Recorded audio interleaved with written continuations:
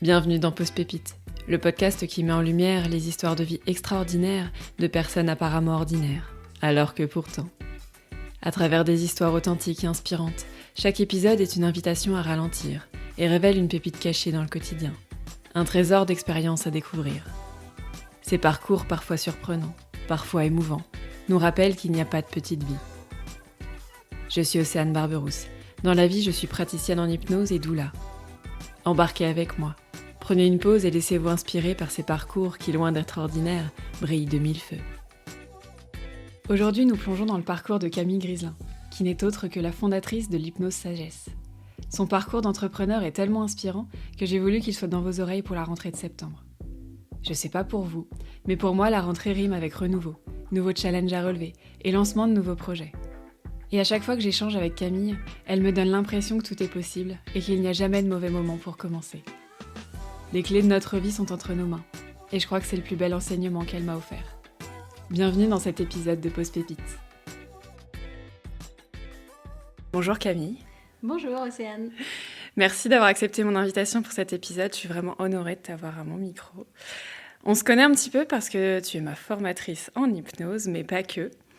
En hypnose sagesse précisément, qui est une méthode que tu as créée avec Sébastien Lambert, qu'on embrasse. Alors pour commencer, si tu veux bien, est-ce que tu peux te présenter en quelques mots ? Alors en quelques mots, je suis une femme heureuse. Je pense qu'on se définit souvent par un métier et que c'est très réducteur parce qu'on est tellement plus qu'un métier. Donc je suis une femme heureuse parce que je fais ce que j'aime, je me sens libre, j'ai des gens que j'aime autour de moi et j'utilise mes talents et ça rend super heureux.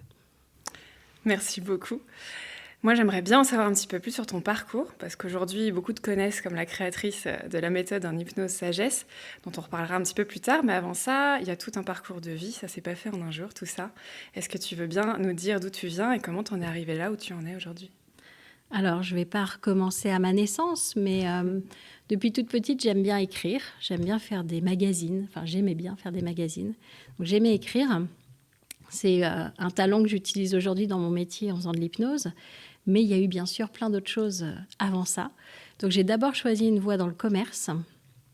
J'étais directrice de magasin, donc je passais mon temps à écouter les gens me parler de leurs besoins. Et puis j'ai aussi eu un petit magasin de jouets en bois où les gens venaient vraiment comme une thérapie dans ce magasin parce que ça leur rappelait leur enfance, ils se confiaient à moi. Enfin, mine de rien, c'était déjà un petit peu de l'accompagnement. Et puis un jour, après toutes ces années à faire du commerce, j'ai découvert un livre sur l'hypnose et j'ai trouvé ça génial.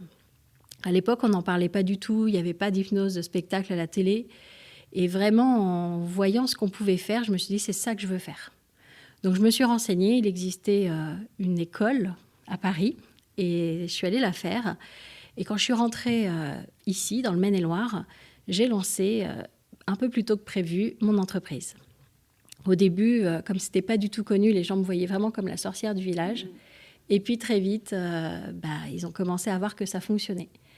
Et je ne pensais pas que dans un petit village de 1000 habitants, il y aurait autant de bons résultats et autant de gens qui allaient parler de moi et que j'allais continuer sur cette voie. En parallèle de ça, tu es maman de 3 filles, Oui. Qui sont grandes maintenant. Comment tu as fait justement pour t'en sortir en tant que maman solo avec toutes ces étapes dans ta vie ? Alors, quand je me suis lancée dans mon entreprise auto-entrepreneur, il faut savoir que j'avais déjà eu 2 autres entreprises et j'avais déjà eu 2 autres faillites. Donc, je savais déjà qu'on peut tomber très bas et qu'on peut aussi se relever. Donc, je pense que quand on est entrepreneur dans l'âme, ce n'est pas une faillite qui va nous arrêter. Et donc, j'ai commencé à faire ça. Donc, c'était en 2009. J'étais effectivement toute seule avec mes filles. J'avais acheté une petite maison que j'avais retapée moi-même. Donc, j'avais déjà la niaque d'obtenir la vie de mes rêves, en fait. Je ne voulais pas me contenter d'une vie au minimum.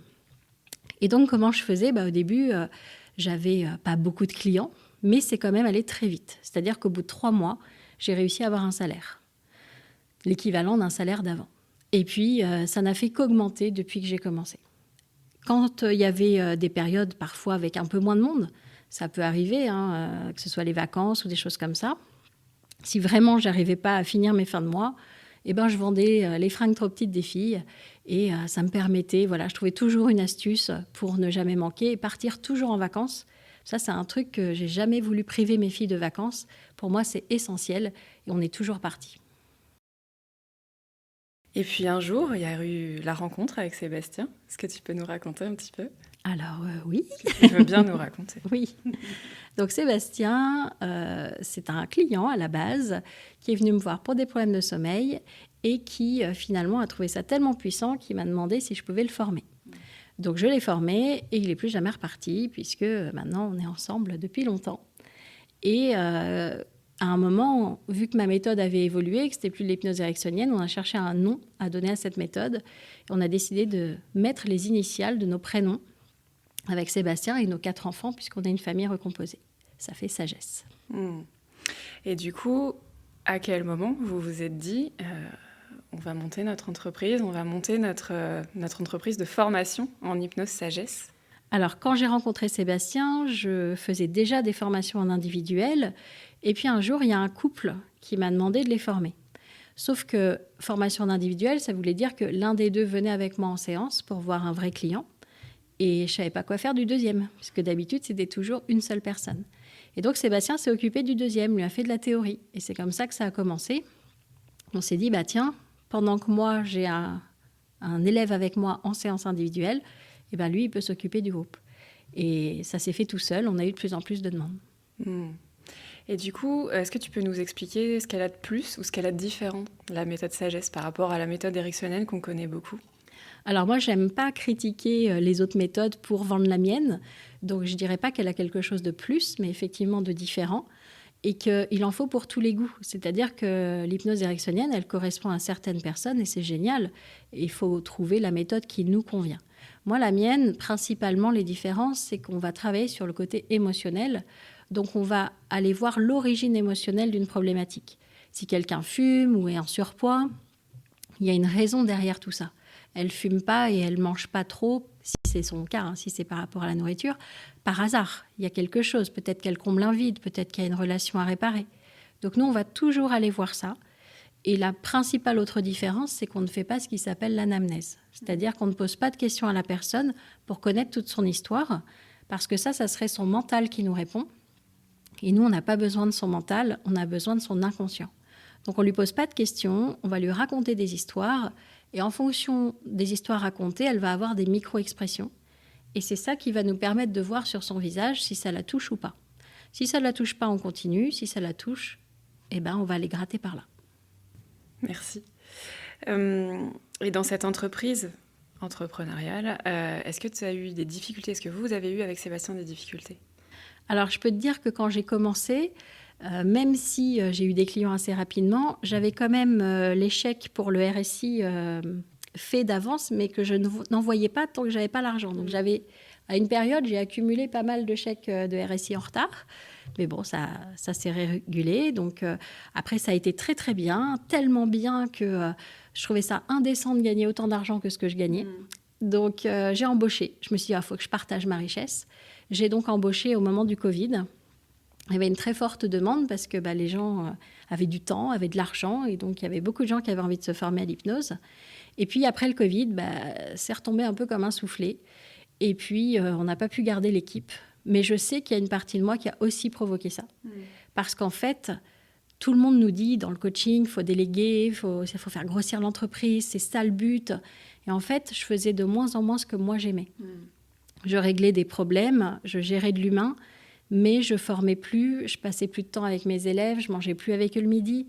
Et en fait, j'avais perdu la base de ce que j'aime.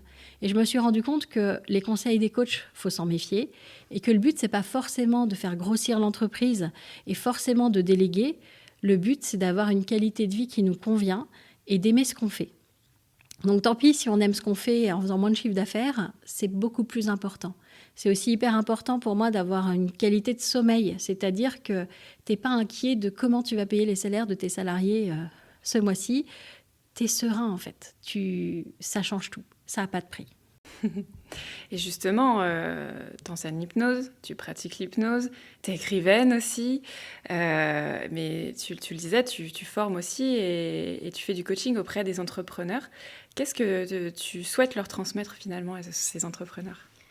Eh bien, c'est un juste milieu entre prendre ça comme un jeu, parce que moi je m'amuse beaucoup, et en même temps le prendre au sérieux. C'est-à-dire qu'il y a beaucoup d'entrepreneurs qui se disent « on verra ». On verra si j'ai des clients, on verra. Mais non, on verra, ça veut dire que ça ne dépend pas de toi. Par contre, je décide de mettre ça en place pour que ça se passe comme ça. Là, ça dépend de moi. Donc oui, je prends ça comme un jeu, mais j'attends pas de voir. Je provoque. Et pour moi, c'est hyper important de mettre des choses en place et de ne jamais rester là à attendre. L'entrepreneuriat, c'est un marathon. C'est pas une course rapide. Donc c'est sur la durée qu'il faut tenir. Il ne s'agit pas de vendre un produit à 1000 personnes et puis après, je n'ai plus rien derrière. C'est vraiment de la fidélité qu'on va créer, etc. Et ça se fait sur le long terme. Donc, faut persévérer. Il y aura des moments meilleurs que d'autres, mais ceux qui sont meilleurs sont tellement pleins d'énergie à nous donner qu'on a envie d'en revivre encore et encore. Et est-ce qu'on arrive à trouver un équilibre entre sa vie de couple et sa vie professionnelle? Parce que du coup, vous travaillez ensemble avec Sébastien. Alors, je pense que c'est très particulier pour chaque personne. Nous, effectivement, on travaille ensemble. Donc, le week-end, on peut parler boulot, comme la semaine, on peut parler vacances. Il n'y a pas de limite. Et en fait, on s'est arrangé pour que tout soit du plaisir. C'est-à-dire que si on part en déplacement, si j'ai une conférence à Paris, le soir de ma conférence, on va aller se faire un spectacle. Si je dois aller quelque part, on va se faire un resto comme des amoureux, en fait, puisqu'on est ensemble pour ça. Et quand on est en vacances, on travaille quand même un peu. On travaille 1 à 2 heures par jour parce qu'on est en vacances tous les 2 mois. Ouais. Donc, on travaille quand même un peu quand on est en vacances. Quand je dis en vacances, c'est au bout du monde, en voyage, et pas chez nous parce que chez nous, on travaille tout le temps. Et c'est quoi votre force à tous les deux? Notre force, je pense que c'est d'être curieux. Je crois que c'est une des qualités principales chez un entrepreneur, c'est d'être curieux de tout. En fait, on ne peut jamais s'ennuyer parce qu'on s'intéresse à tout. On s'intéresse au parcours des gens, on s'intéresse à tout ce qui existe. On passe notre temps à regarder des vidéos d'autres parcours inspirants. Oh, c'est génial, eux, ils ont fait ça, nous, on pourrait peut-être faire ça. Et on fait des ponts. C'est-à-dire que, par exemple, tu vois, dans ma formation, je propose des scripts aux élèves pour qu'ils puissent faire leur propre séance. Et j'avais ma prof de sport qui faisait... donc affiliée à un programme qui faisait des cours de fitness et tous les 3 mois, elle recevait une vidéo avec des cours déjà faits par la maison mère. Je me suis dit, mais tiens, je pourrais faire un pont entre ce qu'elle fait et moi, ce que je fais, et je pourrais envoyer tous les 3 mois ou tous les mois des scripts à mes élèves pour qu'eux n'aient pas besoin de les créer et pour que ça leur fasse quand même des choses nouvelles et que ce soit agréable pour tout le monde.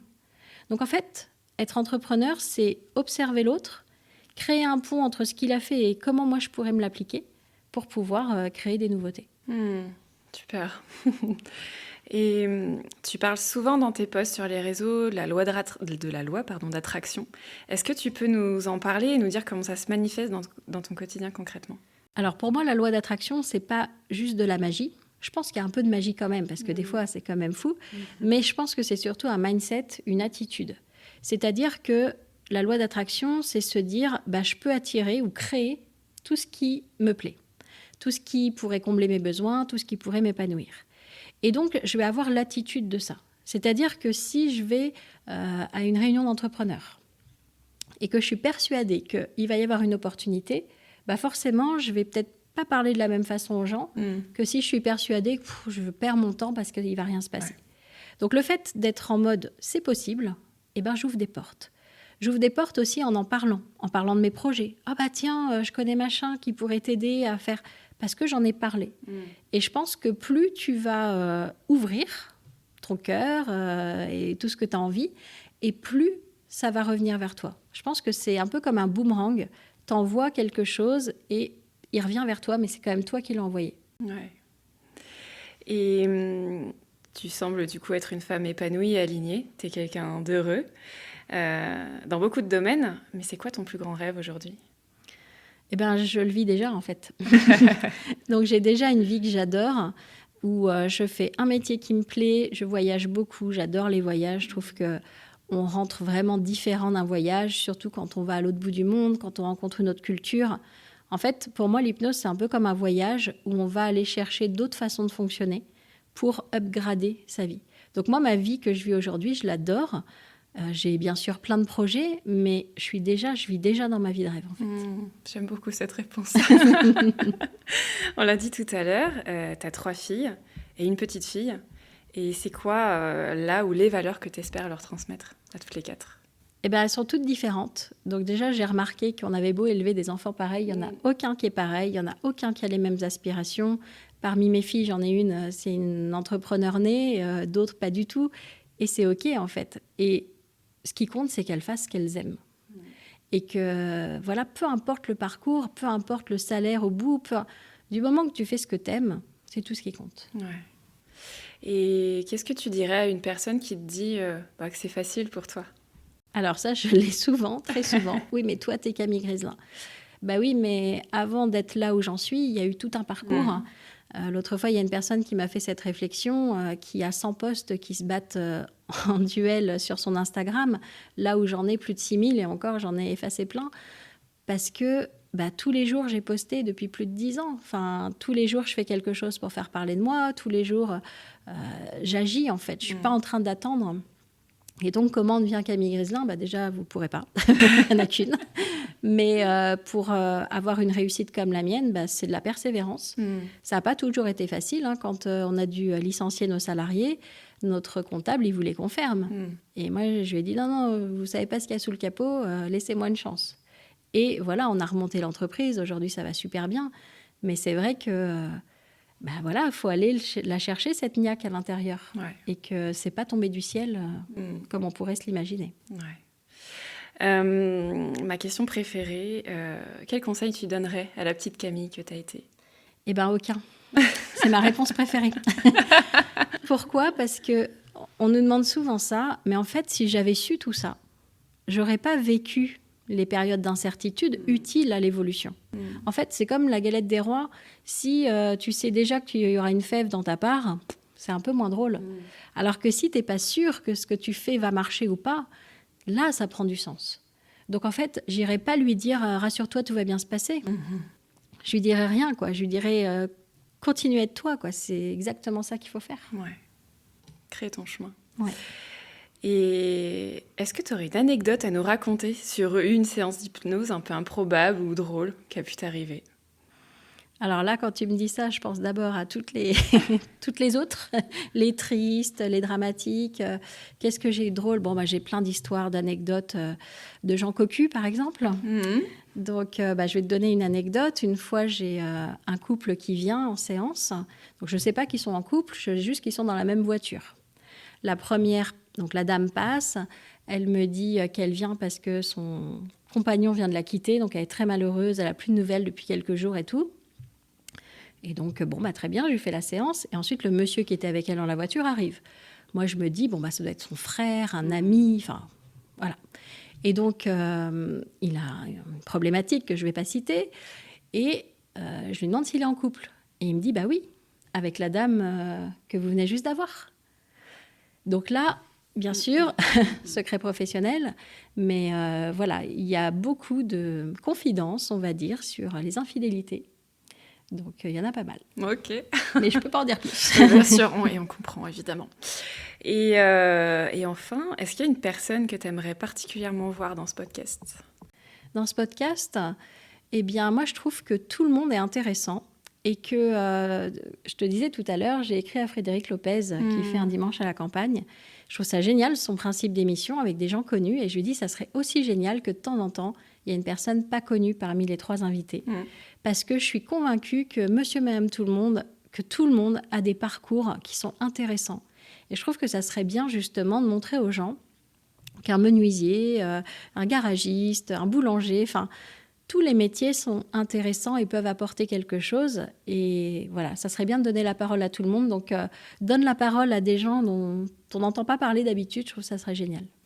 Eh ben, c'est tout à fait l'objectif de ce podcast et j'en profite du coup pour lancer un appel. S'il y a des personnes qui pensent avoir un parcours qui mérite d'être raconté, en sachant que chaque parcours est unique, ou une personne de votre entourage, n'hésitez pas à me faire signe sur les réseaux pour qu'on puisse organiser une jolie interview. Je voulais qu'on fasse cet épisode ensemble parce que tu m'inspires vraiment beaucoup en tant que femme et en tant qu'entrepreneur. Et j'avais envie que tu nous partages justement cette vision sur tous ces sujets. J'avais envie que tu transmettes ce message qu'en fait, tout ça ne tombe pas du ciel et que on est responsable un petit peu de tout ça. On est maître du jeu de sa vie, qu'on a les clés et qu'on a la possibilité de faire de grandes choses, même en partant de loin ou d'un univers qui est complètement éloigné de ce qu'on fait. Je te remercie énormément pour ça, Camille, et merci de m'avoir accueillie ici, dans ton centre de formation, parce qu'on n'est pas dans mon cabinet comme d'habitude. Je te souhaite une vie pleine de voyages, de jolies histoires et de continuer à contribuer au mieux-être du monde qui t'entoure. À bientôt, Camille. Merci beaucoup, Océane. À bientôt. Vous venez d'écouter un épisode de Pause Pépite. J'espère qu'il vous a plu et merci infiniment pour votre soutien. Si vous voulez faire grandir ce podcast, abonnez-vous, likez et partagez cet épisode au plus grand nombre. C'est de cette manière qu'il brillera encore plus fort. Merci encore et surtout, prenez soin de vous. Et à très bientôt pour un nouvel épisode de Pause Pépite.